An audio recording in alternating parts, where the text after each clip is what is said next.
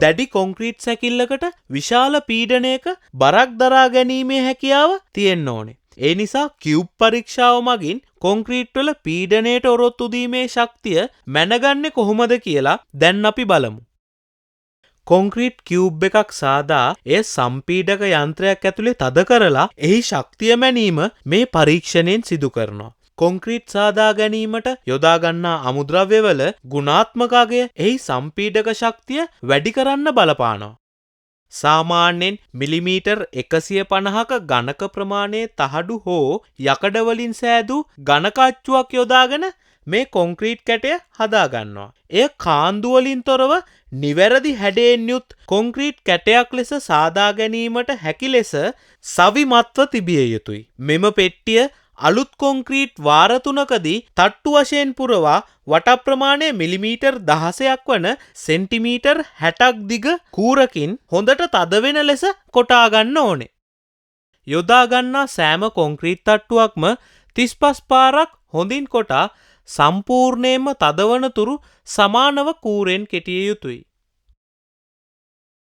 දැන් මේසන් හැන්දක් ගෙන මතු පිට සමතල වන පරිදි සකස් කරගන්න ඕනේ. එසේ සකස් කිරීමෙන් පසු එම කොන්ක්‍රීට් කැට පැය 24ක් පුරා නොසොල්වා තැබිය යුතුයි.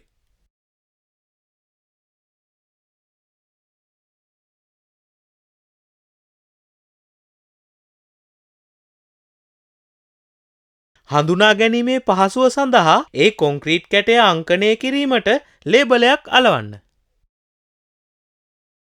පැය 24කට පස්සේ අච්චුවෙන් කොන්ක්‍රීට් කැටය ගලවා තවදුරටත් හොඳින් පදම් වෙන්න ජල භාජනයක ගිල්වා තබන්න.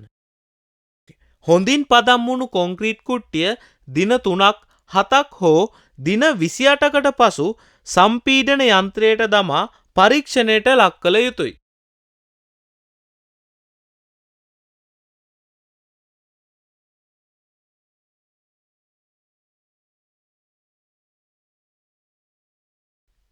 සාරාංශය සම්පීඩන පරීක්ෂාව කිරීම සඳහා කොන්ක්‍රීට් කියුබ් නිවැරදි ආකාරයට සාදා ගැනීම ඉතාමත් යෝග්‍ය වේ. නිවැරදි හැඩයට අනුව සම්මත පරිමාවකට කොන්ක්‍රීට් කියුබ් සාදාගත යුතුය. කොන්ක්‍රීට් අච්චුවට දැමූ පසු පැය 24ක් වසා තබා කොන්ක්‍රීට් කුට්ටිය අච්චුවෙන් ගලවා පරීක්ෂණයට ගන්නාතුරු හොඳින් පදම් වීමට වතුරේ ගිල්වා තැබිය යුතුය.